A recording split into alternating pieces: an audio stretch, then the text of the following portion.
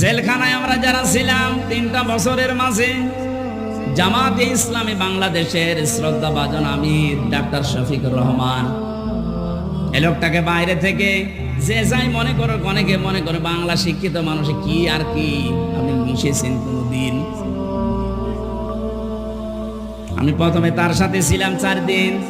মানুষ যে এত নরম হতে পারে, অথচ উনি তো আমার মতো হামসানা, সারা দেশের জামাত ইসলামের মতো এত বড় সংগঠনের আমির, তার যে ব্যবহার, তার কমল যে এত হৃদয়, এত নরম। আমি হাত তুলে বসে আছি, আমার কোনো কান্নার ভাব নেই, অথচ লোকটা হাত তুলতে দেরি হতো, চোখে পানি আসতে দেরি হতো না।